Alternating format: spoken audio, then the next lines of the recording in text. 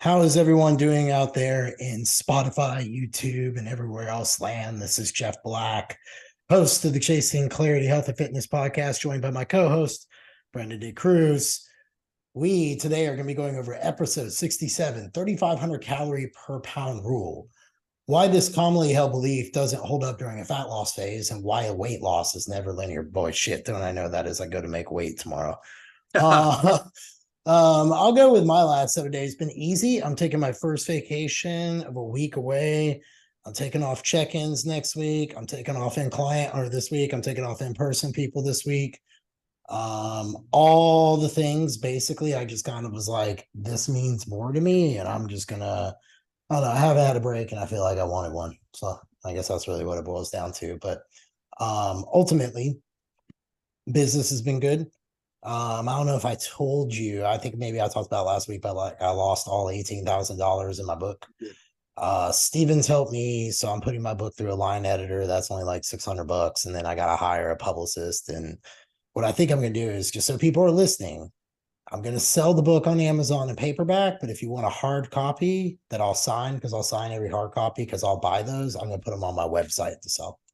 Perfect. So that way, it's just supporting more local stuff. But that's kind of the pivot I'm going to make, man. I mean, you just kind of, that's why I tell everybody in business, dude.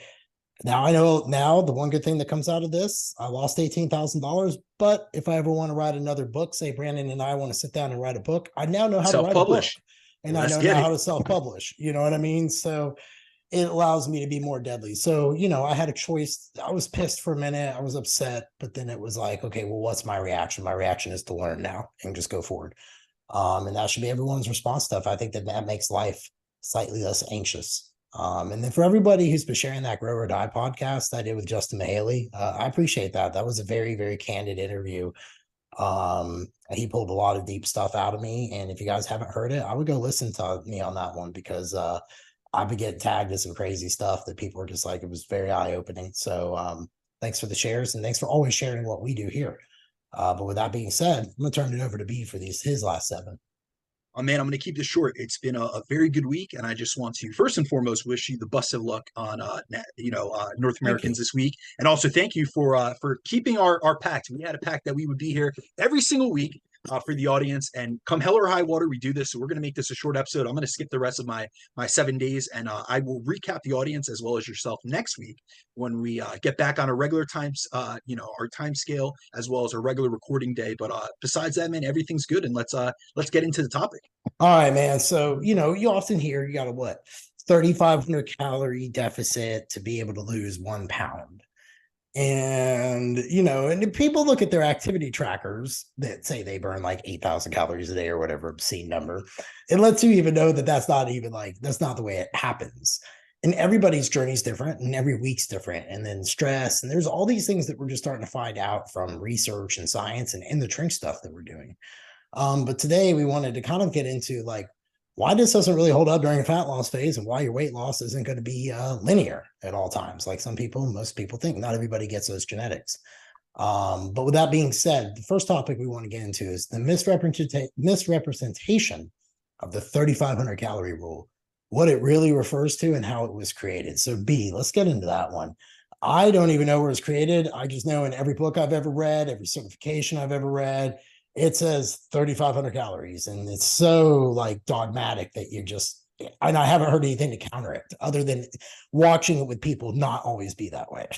So So, this, yeah, so this is an example of something that has been stated so commonly that it becomes truth. It becomes something that we just automatically believe, and that happens in all aspects, whether it's politics, whether it's on, viruses, this, that, and the other. When we hear something and it becomes so prevalent, it gets ingrained into our culture. So often when someone speaks about weight loss, they just focus on the calorie deficit side of the equation. And they'll say things like, all you need to do is eat less and exercise more, which is truthful, but it isn't useful. And although the concept of weight loss is simple in its premise, it's really complex in application and in the real world, which is why so many people and so many individuals struggle with losing weight and even more so with keeping it off. And this calorie based approach centers around the notion that weight loss and weight gain are governed by energy balance, which is the relationship between the calories we take in through food and the calories we expend out on a daily basis, which dictate our state of energy balance and our energy stores in our body. there's this commonly held weight loss rule and belief that states that a calorie deficit of 3,500 calories is required to lose a pound of body weight. So if you want to lose a pound of body weight per week, all you really need to do, you simply need to reduce your daily calorie intake by 500 calories over the course of a week and create a 3,500 calorie deficit to do so. And this caused many to think that weight loss and weight gain in this simplistic way where the 3,500 calorie rule works in all situations. So they think that if they consume 3,500 calories less per week, they'll lose a pound. And if they consume 3,500 calories per week or more per week over their maintenance, they'll gain a pound. And although this can be true in certain situations, it's a bit more complex than that, especially when you tease into the research. And also in our own practical, circumstances, whether you've done a dieting phase or a gaining phase yourself, or for someone like Jeff and myself that have worked with over 1,000 clients at this point. But in order to understand why this rule doesn't apply to weight loss and weight gain, you need to understand where this concept came from in the first place. So the 3,500 calorie rule originally came from a paper in the 1950s by Max Wishnowsky. And in this paper, he wasn't looking to define how many calories it took to lose a pound of body weight. He actually wanted to determine how many calories were stored in a pound of adipose tissue, aka fat tissue. And in order to determine this, he looked into the literature at the time and found research that showed that human adipose tissue or human fat tissue is made up of 87% triglycerides, which are stored fat, with the remaining 13% being made up of both protein and fluid. And 1 pound is 454 grams, and fat tissue is made up of 87% triglycerides on average. So there's actually about 395 grams of fat in a pound of adipose tissue. And we commonly say that dietary fat has 9 calories per gram, but this is actually a rounded down figure as different sources of fat range in their actual caloric density. But when triglycerides are measured via bomb calorimeter, meaning they're put into to see exactly the energy storage or the energy dissipation that they have, triglycerides actually have 9.5 calories per gram. So he took 395 and multiplied it by 9.5 calories per gram and reasoned that 1 pound of adipose tissue has a caloric content of 3,750 calories. He then cross-referenced this value with the classic human weight loss study from 1930 and saw that a 2,100 calorie deficit led to an average reduction in body weight of 0.6 pounds per day in obese subjects. So he did the math on what it would take to lose a pound, which came out to 3,500 calories. As if we look at like 2,100 calories equaling, 0.6 pounds, that's 60% of 3,500.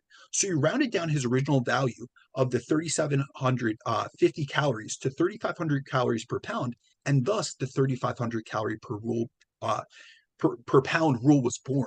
And this ended up making its way into the nutrition and weight loss industry and has led to this commonly held belief or this notion that if we want to lose weight, we just need to cut out an even 500 calories a day over the course of 7 days to lose a pound per week and maintain that deficit to continue seeing weight loss. But as we go throughout the entirety of this podcast, you guys are going to see exactly why that isn't the case, and then also why you shouldn't be frustrated by the fact that you're not seeing that, because that's one of the most common things that we see. Someone says, listen, I'm in a deficit, but I'm not losing weight. First of all, if you're not losing weight over a continued period of time, you're theoretically or technically not in a deficit. But also, even if you had cut out precisely 3,500 calories out of your diet, you will not lose 1 pound per week ongoing, for all of eternity, essentially.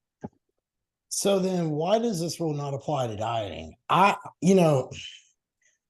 tell people that when I talk to them, I'm like, look, you can go buy those calorie counters, you can go buy this 3,500 rule, but the other shit holds up. Like, everybody's so different. But why does this rule not apply specifically, especially in dieting? I think I think on the surplus side, that 3,500 over a week, like, how you get fat, but nonetheless, nonetheless, let's get into that one though. How does this rule not apply to dieting? Yeah, so there are several reasons as to why that the 3,500 calorie rule is a misconception that many don't understand or even consider when they make the 3,500 calorie deficit per week equals a pound of weight loss statement. First of all, we have to realize that body weight is made up of various different tissues, including our adipose tissue, so our fat tissue, our muscle tissue, and our tissues also are made up of other things other than fat, such as water and glycogen content. So this rule assumes that all tissues have the same energy density, meaning that losing 1 pound of fat tissue requires the same cumulative calorie deficit that losing 1 pound of muscle does. And when we're looking to lose weight, what we really should be thinking about is the energy density of different tissues, meaning the amount of calories stored in different tissues, as each type of tissue has a different calorie amount associated with it, which is why it's important to realize that 1 pound of adipose tissue has 3,500 calories in it because it isn't purely made up of fat, as it has both water and protein in it. Whereas 1 pound of lean mass, so what would be lean mass would also constitute muscle mass, actually only has 825 calories in it. And 1 pound of water has 0 calories in it. But if we were to lose a pound of pure stored body fat, it would actually take close to a 4,300 calorie deficit, not a 3,500 calorie deficit. So it's important to realize that the change in body fat is not the same thing as the loss of adipose tissue, due to the fact that when we refer to losing body fat, that's pure fat mass. Whereas when we lose adipose tissue, we also have to consider the fact that with the loss in adipose tissue comes a loss in protein content and fluid, which is why, and we've discussed this on our body composition measurements podcast, when you go into a DEX or you go into a BIA test during a fat loss phase, you'll often see that there's a loss in lean body mass. And that's it's what's considered an obligatory loss in components of lean body mass like glycogen and water that come along with losing adipose tissue. So this will be registered on that DEXA, or especially on a BIA, which is super sensitive to water and glycogen fluctuations and shifts. So when you go into these machines, it'll register as a loss in lean body mass, which many mistake for meaning a loss in muscle mass. But muscle mass and lean body mass aren't interchangeable. Muscle is a part of lean body mass, but lean body mass also includes water and glycogen content, our bones and organs, and a small amount of fat. Now, to explain further why it's important to realize that the 3,500 calorie rule doesn't always apply to weight loss and weight gain, we can look at a few examples where we can lose and gain weight, and it doesn't require a 3,500 calorie deficit or 3,500 calorie surplus to do so. So we can lose or gain a few pounds of water without any change in our calorie intake or our calorie expenditure, as water has 0 calories in it, and we can also store a pound or 454 grams of glycogen, which is the storage form of carbohydrates, but it only takes around 1,800 calories to consume 454 grams of carbs. But with every gram of carb that we store, we also pull along 3 to 4 grams of water. So we end up seeing the scale go up around 4.5 pounds despite just eating about 1,816 calories, not close to 16,000 calories, which would come along with that 4.5 pounds of weight gain. So to lose or gain a pound of fat tissue, the 3,500 calorie rule does apply, but often we aren't purely losing or gaining just fat tissue. And if we were to be looking to purely lose or gain body fat, it would actually take almost 4,300 calories. Now, we can also lose or gain lean mass during a dieting phase. And the best example of this is those who go on really aggressive diets to try to drop weight as quickly as possible, thinking that it will yield more total fat loss. But this isn't always the case. And we know this from practice. We've all had those people that have come to us that have went on crash diets, and we've just seen it be a recipe for disaster. So say an individual's maintenance calories are 2,000 per day, and they decide to cut it in half and eat in a 1,000-calorie deficit. Over the course of the week, they would create a 7,000-calorie deficit, which most, if you were just thinking about the 3,500 calorie rule, you're going to say, that's automatically going to be a loss of 2 pounds on the scale. However, most times these drastic reductions in calorie intake leave these individuals unable to train in a progressive manner, especially in a progressive enough of a fashion to protect their lean mass. So in reality, they will lose some fat, but they'll also lose tons of lean mass.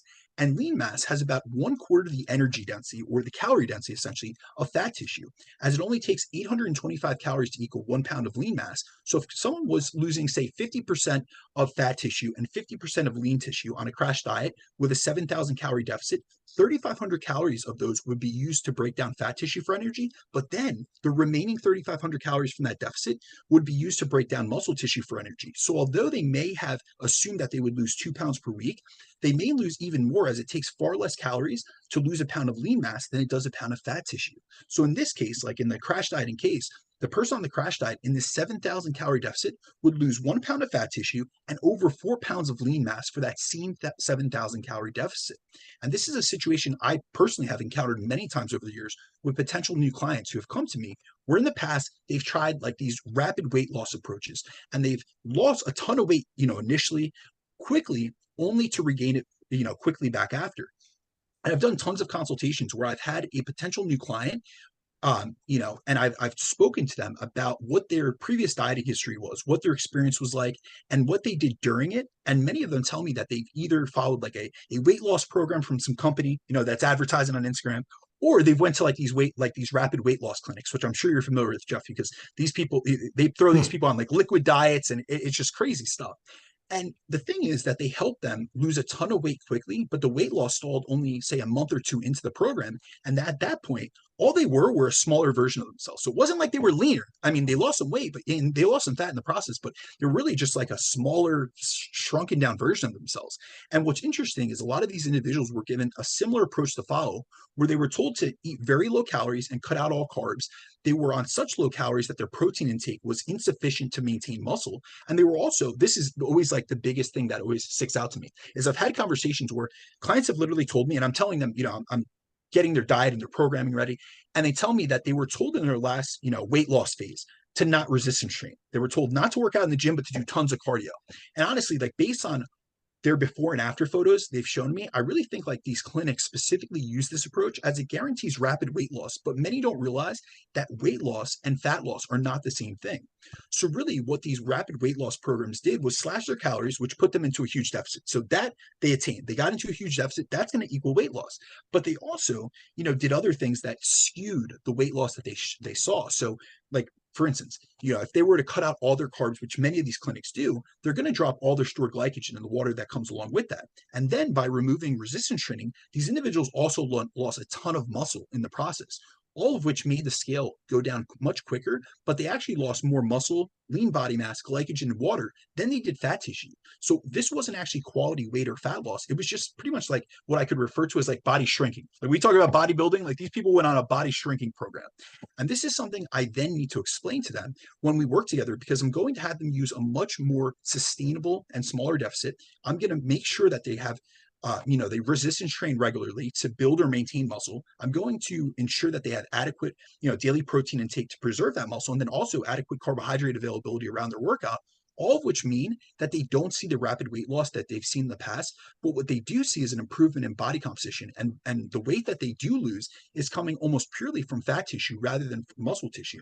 So they lose less total scale weight, but they lose more fat loss in the process, which ultimately should be the goal. But what a lot of people don't realize is especially females, and it's unfortunate that it really is predominantly females that get marketed these approaches and stuff, but they're so used to chasing a scale weight and looking for a specific scale weight. For some reason, many of the women that come to me, it's always 130 pounds. It's like their high school scale, their high school weight or whatever it may be, and it's always like this one number. And the issue with this is Very that interesting, isn't it? Like it's a very fixated number. Like it's it's a ingrained, non-budge honestly. number. What's unfortunate is it's ingrained into our culture. So it's like women have such a high standard, especially sent out to us through the media, through social media, and how if we really think about it, like our generations and the previous generations, they were in like this skinny like model era where everyone was like stick thin and weighed 120, 130 pounds. And so many people get these numbers caught up in their head. So they're chasing this weight loss on the scale, not realizing that weight loss is great in and of itself. However, if you're just chasing that scale weight loss and not considering actual body composition improvement through the process of maintaining or building muscle and losing body fat, you're just going to be a skinnier version of yourself. You're not going to be a better, leaner version of yourself. 100%. So then why is weight loss never linear then? Yeah, so really when it comes down to it, I think it's important to tackle this topic because everyone wants and expects that their weight go down literally on a diet. So when they create this 3,500 calorie deficit, they expect to see their scale weight go down by at least a pound per week, every week and week after week. And if you truly pay attention to your scale weight during a fat loss phase, you'll notice that the 3,500 calorie rule doesn't always apply to weight loss specifically. So in the early portion of a fat loss phase, if we create a 3,500 calorie deficit, we can often lose much more than just a pound in that first week. And often you'll see about like a 2 to 3 pound weight loss in the first week, despite creating just a 3,500 calorie deficit. And although a portion of that is definitely coming from fat, you've also lost water, you've lost glycogen, you've also lost gut content, which decreases your scale weight even more. Because if 3,500 calories really did equal a pound of scale weight loss, that means off the bat that you would be in a 10,500 calorie deficit, which equals a 1,500 calorie deficit per day, not the 3,500 calorie deficit equaling a 500 calorie deficit per day that you actually created. So we have to realize like we have to separate scale weight loss and actual fat loss. And many think that, when they see these like rapid shifts in their scale weight off the bat, a lot of times what many think is that they're in a much larger deficit than they're actually in. And they expect to keep losing 2 to 3 pounds per week. But this is the difference between scale weight loss and fat loss. And the loss of fat tissue is much slower than the rate of weight loss, which is another reason as to why, as we get deeper into a diet, our rate of weight loss, or essentially our rate of like weight change on the scale, decreases. Then we also have other reasons why our weight loss slows down, which is why I'm so adamant about clients not focusing on scale weight loss and rather focusing on body composition change, meaning focusing more on fat loss and muscle retention, which technically slows down their rate of scale weight loss because they're losing more fat and less muscle. But I'd rather improve their body composition than just strip weight off them in any way, shape, or form possible to appease what they think is progress, meaning the scale weight going down, when in actuality, that just may leave them as a skinnier version of themselves. So if you truly want to improve your body composition by dropping fat and maintaining or building muscle, you need to come to terms with the fact that your loss in scale weight will be slower despite the amount of weight you lose being made up of a higher percentage of actual fat mass loss. And this often frustrates many who have been so scale focused and weight oriented. But this is when you have to ask yourself, and this is a conversation I often get into with clients, and I'm sure you have as well. Like, have you ever gotten into a conversation with a client where they're so scale focused and you really have to like take a step back or help them take a step back and ask them, do you care more about improving your body composition by losing body fat, or do you care more about seeing the scales go down? And that's one thing that I really find to be an illuminating question for clients, because it really gets them to think. And Jeff, I'm sure you've been in that situation where someone is so, vigilant about the scale, about it going down during a fat loss phase, and you're like, listen, your body composition is improving. We're seeing weekly progress. But especially with women, it could be the menstrual cycle. It could be, that you're gaining muscle because you didn't train sufficiently beforehand. It could be the increase in protein intake. It could be the addition of creatine that we just put in your program for the first time in your life that has been shown to increase, lean body mass by 3 to 4 pounds. And then it really clicks for them. They say, all right, now they start trusting the process. But before that, their entire lives were all about chasing the scale.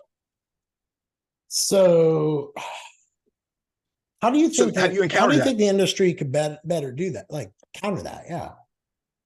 Well, I think it really comes down to education about these topics. And that's why, we have a show like we do, that we try to empower people through education. And I also think it comes down to, as a coach, especially if you're in the one-on-one coaching industry, as you and I are, it's having these hard conversations. It's telling a client off the bat, listen, I know that you want to lose. So for instance, I have a client currently that came to me that had been on semaglutide previously. She had lost a dramatic amount of weight in a short period of time. And then she went through the recidivism, meaning she got off the drug. She could no longer gain access or afford it. And essentially, she regained all the weight that she had lost and more. So now we're in a fat loss phase. And she had been off the drug for a good 6 to 8 months at this point. And so her rate of fat loss is significantly slower than it was on semaglutide. But here's the thing, I've changed multiple variables within her programming. So she's eating more protein, she's resistance training, she's building muscle, her body composition is improving. And the thing is that before, when she was on semaglutide, it had suppressed her appetite so much that she was barely able to get a few protein servings in a day. And she was drastically under eating protein for her amount of body weight and lean body mass. So now she's seeing the scale weight go down slower, and it's frustrating to her because she's so used to just this drastic weight loss and the miraculous, appetite suppression that comes along with semaglutide. And I've really had to peel back the layers of the onion and explain the process to her. Like, listen, I'm trying to make you a better version of yourself, as well as the fact that yes, you lost 60 pounds on semaglutide. But if we actually look into clinical trials on semaglutide, about 39 to 40% of weight loss from semaglutide comes from lean body mass. So of those 60 pounds, she probably lost about 24 pounds of lean body mass or muscle, which isn't what we want. So I've had to explain to her week after week, and finally, we're about 10 weeks into our time working together, and it's really starting to penetrate.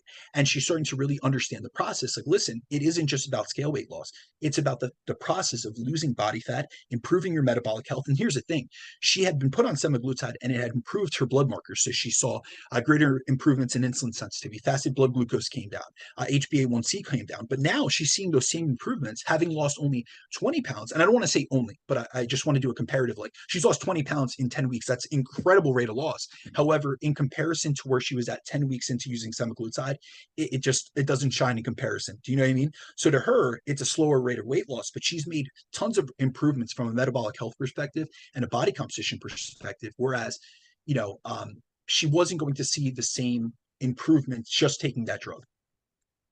So then yeah, I want to explain then why weight loss for females is slower than males, because that's like when you train couples, they're like, well, Joe over here has dropped like 14 pounds in 2 days by just breathing. And I put on 14 pounds in 2 days by just existing, and like Mhm. you see that. And there's a lot of factors to go into play, from a woman's cycle, if she has one, doesn't have one, her age, thyroid. I mean, you could go down all these lists, but let's just get into like the real simple stuff, like the brass tacks of this conversation. At the 3,500 calorie rule, why are women losing weight slower than men?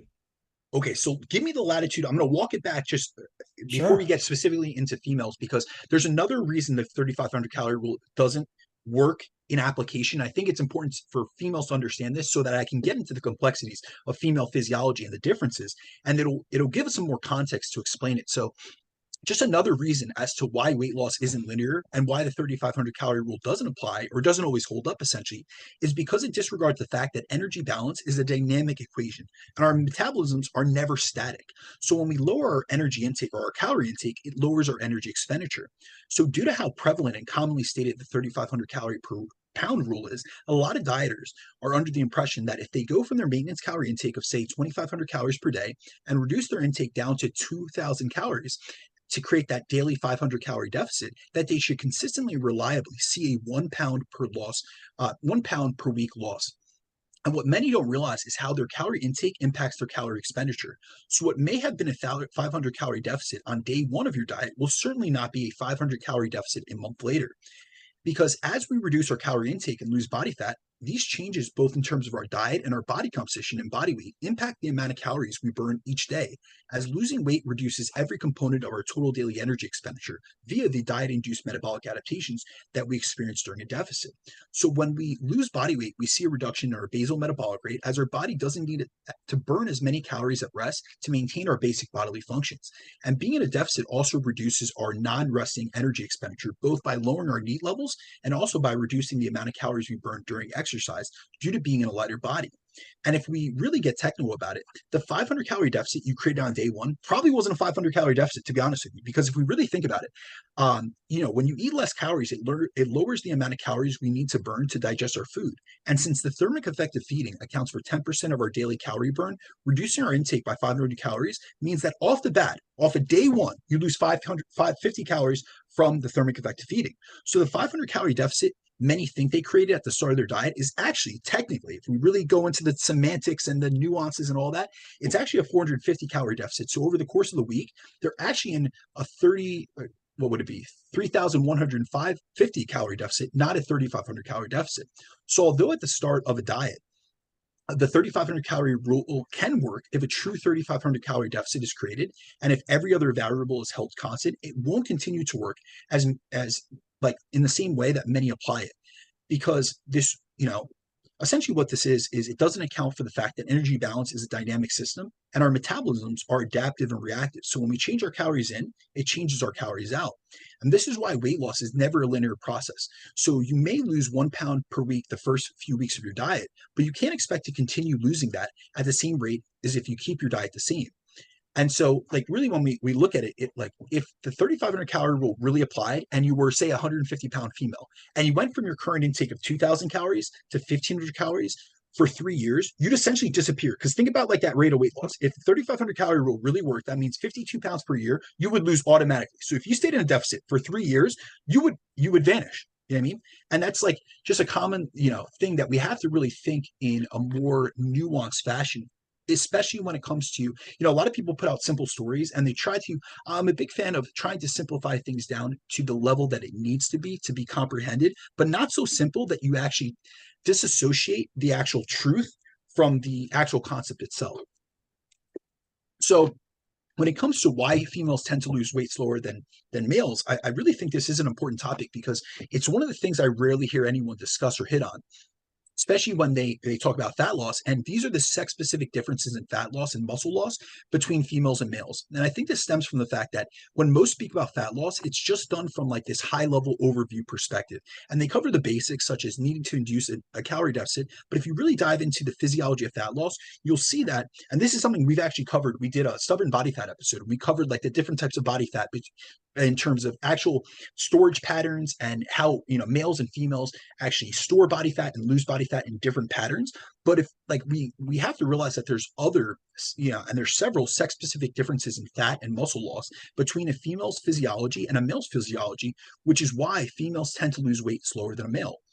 So for any given amount of time in a fat loss phase, females will generally lose less total weight than men, and a female will lose body weight at a slower rate than a male will. And this is because of several reasons. One reason that many don't realize is that females tend to be less likely to lose lean body mass during a diet than males are, especially if they approach their diet properly. Meaning, if the female does things like trains in a progressive manner, they eat sufficient protein, and they don't crash diet. And females are less likely to lose lean body mass or lean mass, essentially, including muscle, than males. So, for any given amount of weight loss, they'll lose more fat mass and less lean mass, which actually slows down their rate of scale weight loss. So, if a female has created a 3,500 calorie deficit and is losing 100% of that coming from fat mass, they'll lose 1 pound in that week. But if a male has created that same deficit and is losing 90% of their weight coming from fat mass and 10% coming from lean mass, seeing as it takes less calories to lose lean mass than it does to lose fat, they'll technically lose more total weight for that same, calorie deficit for the week. So in this case, the female in a 3,500 calorie deficit will lose 1 pound, whereas a male in a 3,500 calorie deficit, losing like that 10% of lean mass, will actually lose between 1.2 and 1.4 pounds. And this is because of many differences in a female's, a female client's physiology. So females naturally use more fat for fuel, like their fuel substrate use is different than ours. And this is something else we've also covered in a female physiology podcast, is the fact that females naturally use more fat for fuel and also use less protein for fuel. And they also have higher levels of body fat. So even if a female and male are at the same level of leanness, a female will have a higher amount of body fat due to the differences in essential fat. And this higher body fat percentage leaves them less likely to burn or oxidize muscle for energy, and more likely to burn fat for energy during a deficit. And this actually applies to all females, meaning those who are just looking to drop body fat to get healthier, those who are looking to get lifestyle lean, as well as female competitors, which is really interesting because a lot of times we speak about the fact that as you get leaner, you tend to be more susceptible to body fat loss. But when we actually look at bodybuilding case studies, we see that getting to contest shape can cause a loss in lean mass.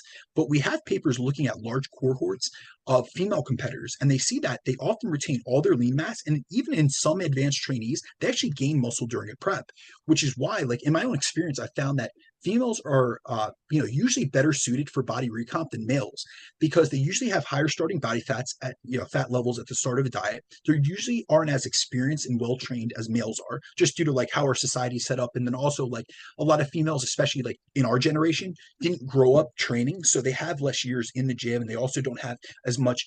I guess they haven't gotten into the programming side of things, and they also usually undereat protein. So many times I find that my female clients will recomp during a fat loss phase, meaning they'll actually lose body fat while gaining muscle, which slows down their scale weight loss. And many times I have to explain this to them, that the slowing in scale weight doesn't mean that they're not losing fat. It could actually just mean that they're recomping. So for example, if a female loses 1 pound of fat tissue while gaining 1 pound of muscle tissue, their scale weight would stay exactly the same despite having lost 1 pound of fat and improving their body composition. Another reason as to why females tend to lose scale weight slower than males is due to the fact that on average, females weigh less than males and carry about 10 to 12% less lean mass and 10 to 12% more body fat on their frames on average. So their basal metabolic rate is lower, meaning they burn less calories at rest, and also their total daily energy expenditure is lower as well, which is why females' maintenance calories are almost always lower than males' maintenance calories are. And this makes sense, makes sense first and foremost, but it also makes creating the same size deficit more difficult for females, as they can't expect to lose at the same total weight loss per week as a male, especially when we get deeper into a diet. And this is something I've seen with many couples. Like you gave that example, like, why do, someone's husband lose at a much faster rate than them? And I've seen the same thing happen. Like I've worked with couples, I've worked with the husband and the wife, and I've had both of them decide that they're going to go on a vacation together, or they're going to celebrate their anniversary, and they both decide to go on a fat loss phase together. And for the same size calorie deficit, it represents a much larger proportion of a female's total daily calorie intake than a male's. So say a husband and wife come to me looking to get in shape for a vacation. If the husband's maintenance calories are 3,000 calories per day, and I put him into a 500 calorie deficit, that's about a 17% reduction in his calorie intake. But if his wife's maintenance calories are 2,000 per day, and I put her on that same 500 calorie deficit, that's a 25% reduction in her calorie intake. So for the same net calorie deficit, a female has to make a larger reduction in the percentage of her calories. And the same thing applies if we use a percent deficit, such as like the standard 25% deficit that many start at the use at the start of a fat loss phase. If we take that same couple and we put them both in a 25% calorie deficit from their maintenance intake, the husband is going to be starting at 3,000 calories. And so he's going to be in a 750 calorie deficit because that's 25% of 3,000. Whereas his wife, starting at 2,000 calories, is going to be in a 500 calorie deficit. So our male client is going to be losing weight at a much faster clip than our female client is. And besides the nutritional aspect of dieting, females also burn less calories during exercise and physical activity as a result of having less lean mass. So during training, their calorie output is lower. And during cardio and physical activity, even things like steps, they're carrying around a smaller body, which requires less calories to move for the same amount of cardio and steps. And then actually, like, these are things I see all the time within my own, the context of my programming. I'm sure you have as well, especially with like prep clients. You'll notice that your females either have to do more steps or they have to do more cardio to get lean. But also, when we actually look into literature on this, there's studies on cardio using the same duration, and they find that females burn less calories and thus lose less weight than males do, unless they equate the amount of calories burned during exercise. And how they do that within research studies is they actually have to increase the durations of the female sessions in comparison to the male sessions because they're burning less calories per minute of cardio. So oftentimes you'll see like within these protocols that they'll have like a group that they're burning 500 calories per day through aerobic training. And for the males, it might take them, say, hypothetically 60 minutes. But for the females, it's taking them 80 to 90 minutes. So always the cardio duration is longer for the females than it is for males. So these are all reasons as to why women tend to lose scale weight slower than men, which is really important for all of our female clients out there, and even the listeners out there in the show, to realize, as you can't compare your fat loss journey to your husband, to your partner, or to your male friends, as it's not an equivalent comparison. And it can make you feel as though you're not making, the progress that you should, when that's actually not the case. Like, we have to realize that we can't look at things in absolute terms. So we can't look at, like, for instance, if I'm dieting with a significant other and I'm losing at a clip of 1.5 pounds per week, but I weigh, well over 200 pounds and she's 150 pounds or 130 pounds, I'm going to have a much higher total daily energy expenditure. So I have more room to pull from in terms of my maintenance calories. And I'm also burning more, calories during exercise, during steps, during all my activities of daily living, even just laying down, because I have a higher BMR than her. So even if she's losing at 1 pound per week and I'm losing at 50% higher rate than her, it doesn't mean that we're not making the same rate of progress. And that's really what it comes down to. You have to stay in your lane. Like, don't let these calorie comparisons, don't worry about what so-and-so has to eat to get into a deficit. Don't worry about what so-and-so has to do in terms of getting lean. Like, we're all in our own journey. We need to stay in our own lane. And yes, success leaves clues, but you should take principles, not try to follow someone's, prescripted protocol. I agree with that 100%. People be like, what are you doing? Da, da, da. I had a conversation with someone the other day at the gym. They were asking me about trend. And I said, well, this is my dose. I threw it out there. Like, oh my God. And I'm like, no, man, like, you didn't even ask for context. Like, I don't even run tests. And that's a lot of it, man. And, I know it's a little off the topic there, but you speak the truth that it's just out there at all times on this very shit. People are like very misconstrued that the individuality is very important. And they forget that. And that's the issue, because then we get on a podcast, or oftentimes I'll have listeners or, people within the context of my social media. They'll always say that, a lot of my answers are very nuanced and they can never get a general answer out of me. And the reason is because I work with people of all different backgrounds, and I'd be doing a disservice if I don't hit on multiple aspects of a question. Because here's the thing. We're working with individuals, not groups. Yes, we have a coaching group, but I'm not doing group coaching essentially. So I'm working one-on-one with people, whether it's a female, whether it's a male, and then I'm taking the context of their individualized lifestyle, their history, especially from a dieting history perspective. Like, we're all coming from a different state in life. And I often find that people are looking to others to see what to do. And what it almost seems like a lot of fitness professionals that don't really work with real people, what they end up doing is they throw out generalized statements. You should do this, or this works, or, it's a 3,500 calorie deficit. You should be losing a pound per week. And they spin these simple stories to sell their agenda. But here's the issue with that. They have to realize that a lot of these fitness professionals, or the Instagram models, or we spoke about like the influencers that are taking cheat meals, like these extravagant cheat meals every week and indulging and make it seem like you get shredded eating whatever you want. they're treating everyone else and their audience like they're at the same level that they are. Like they're, that their audience, every single member of them are 15 to 20 years into training. And that's the same thing as an Olympic level swimmer. You go to get swim lessons and you're not a good swimmer. And they throw you into the deep end of the pool. It's like, dude, we have to start. You have to meet people where they're at, especially from a coaching perspective and especially from a dieting perspective. I agree with that 100%. So how much would you really lose if you simply reduced your intake by 500 calories a day? So listen to this. So researchers have done mathematical model simulations to test the 3,500 calorie per pound rule versus what we actually know to be the truth, which is what's called the dynamic model of weight loss, which takes into consideration how being in a calorie deficit lowers our calorie expenditure or how many calories you burn per day. And if the 3,500 calorie per pound rule were correct, and you went from a maintenance intake of, say, 2,500 calories to 2,000 calories to create that 500 calorie deficit and maintain that over the course of the year, the 3,500 calorie rule would predict that you'd lose 52 pounds over the course of 52 weeks. However, in a 2011 study out of the Lancet, they actually calculated it and charted it out like this actual 500 calorie deficit over, using the dynamic model of weight loss, and found that the same 500 calorie per day reduction would really lead to anywhere between 26 and 32 pounds loss in a year, which shows how much off or how, over exaggerated the 3,500 calorie rule is in terms of overestimating someone's weight loss, and why we can't rely on this or look to this to be like the gold standard of what we should expect, because often people, it becomes a self-limiting belief. They have expectations and they're not realistic off the bat, first and foremost. But if you are someone that goes into a dieting phase and you say, hey, I'm going to diet, I have 20 pounds to lose, I'm going to lose it in 20 weeks and I'm going to lose 1 pound per week, and you don't see that, you're going to think something's wrong with you. You're going to think you're broken, or you're going to have that damaged metabolism mentality, and that's going to limit your ability not only to stick to the plan, but also to push yourself to your maximum limit and really realize the progress that you are making. So then how can someone determine I want to ask this point real quick, because I know the last one's kind of an easy no-brainer we're going to talk about. How does one determine when they're at 500 calories?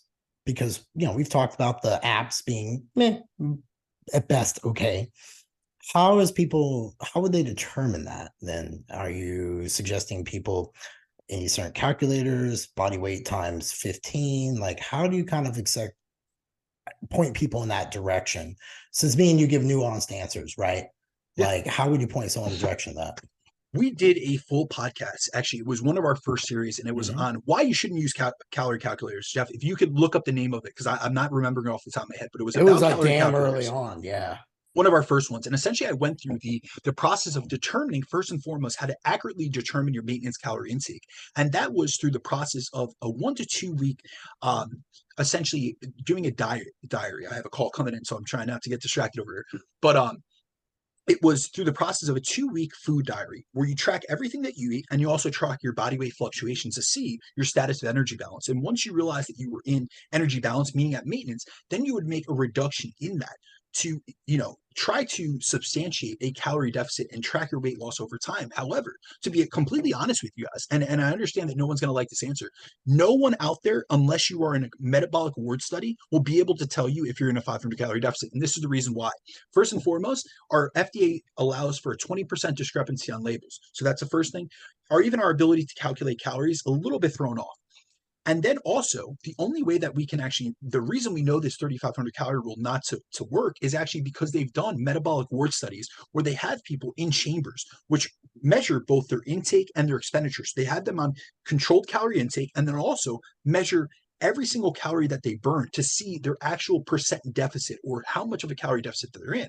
So here's the thing. It's not about getting wrapped up about if you're in a 500 calorie deficit, a 400 calorie deficit, 600 calorie deficit. It's not about that. It's about not about 100% accuracy. It's about precision and being consistent. So meaning find your maintenance intake. The best way to do that is to track your food both by weighing it and then putting it in a tracking app that you can use proficiently, meaning that, for me, I prefer Chronometer, but a lot of my clients prefer MyFitnessPal, and that is what they are precise and efficient with. So I let them use that, and I'm all for it.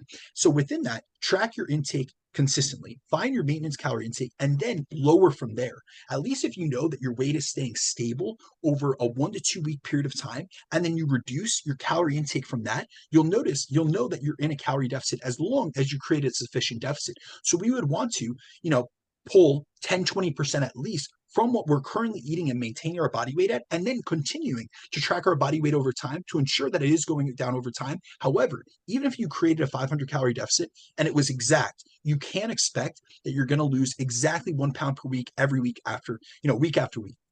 So then why should you focus on fat loss and not weight loss? That's really the way to tie it all up, my man. So when most people say that they have the goal of losing weight, what they really mean is that they want to lose body fat and improve their overall body composition in the process so that they can look better, they can feel better, and they can be more confident in their own skin. Like that's what we're all going for. A lot of people get so caught up on weight, and I understand the attachment that we have, how society has really spun that, but we really have to look a little bit past just the scale weight. And this may sound trivial or like semantics, and you guys know I'm big into nuances and stuff, but it's important to realize that weight loss and fat loss are two different goals and yield different physical outcomes in terms of how your body composition will look after both. So weight loss is purely based on scale weight readings, aka your gravitational pull on Earth, which mean very little from a body composition perspective. It really solely chase scale weight loss at all costs. Your scale weight consists of much more than just fat mass, as it also encompasses fat-free mass, which includes your muscle mass, your organs, your bones, things like glycogen content, water, electrolytes, which is why weight loss doesn't automatically equal body fat loss. And weight loss and seeing your scale weight go down is a proxy for fat loss, but it doesn't mean that if your weight stays the same, that you aren't losing fat still, as long as you're still in a deficit. Often we can see a stall in weight loss and can continue losing actual body fat during that time. But the reason our scale weight isn't changing and we don't see it going down could be due to a variety of factors. So we covered many of these. We did a reasons why your scale weight is plateaued or that you're seeing weight loss plateaus. And then we also did one on the influence of stress on water retention and fat loss and things of that sort. But there's various factors that could influence the scale readings we're seeing that have nothing to do with a stalling in actual body fat loss. So we could see stallings in the scale due to things like an increase in water retention, which can come from stress, a few nights of poor sleep, changes in sodium content, or even the hormonal fluctuations during the menstrual cycle. It can be due to a change in the consistency of your bowel movements. So say, for instance, you're someone that consistently, day in and day out, you generally go to the bathroom before weighing yourself, but for a few days you're constipated, or for a few days you're going to the bathroom more often. It could change the scale weight readings as a result. It could be due to inflammation and swelling that comes from hard training or even from DOMS. And it can even come from changes in the timing of your meals, such as if you eat a meal much later in the evening than you usually do. And keep in mind, none of these reasons as to why your scale weight hasn't went down are due to a lack of body fat loss. And that's why many of us can experience a whoosh effect where our scale weight has stalled for several days or even weeks. And then all of a sudden, overnight, we drop a few pounds, essentially. And we wake up the next day and it's like, dude, we just lost all this weight. However, it's not like we've burnt off a few pounds of body fat in a day, but more so because we had lost that fat throughout the course of the last days or weeks, but it had been masked by water retention.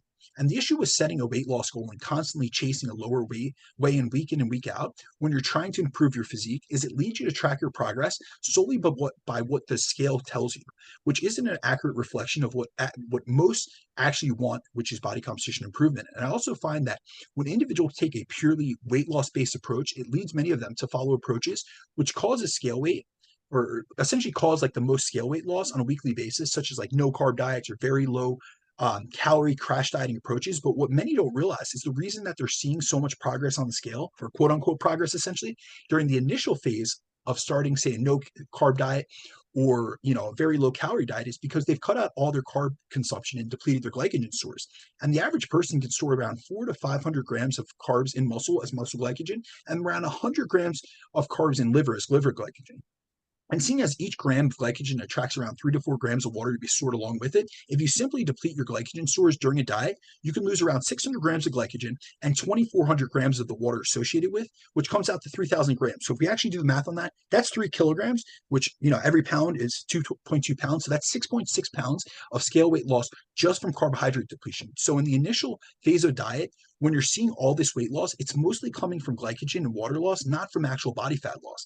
And this is why those of you entering a diet need to focus on losing body fat if your goal is to improve your physique, as unlike scale weight loss, fat loss centers around the goal of losing body fat while building muscle or maintaining the muscle you worked so hard to build in the first place, as that's the type of approach that's going to allow you to achieve your best physique at the end of a fat loss phase. So when taking a fat loss focus approach towards your goal, you need to focus more so on purely losing body fat and maintaining the muscle tissue that you've worked hard to build, as that is the approach that will yield your best physique and your best look to date. And this is why, oftentimes on the show we've done this, but I'm sure you do the same that I do. And what I do with my clients is I specifically reinforce with all my own clients that they stop chasing scale weight loss and relying so heavily on what the scale says.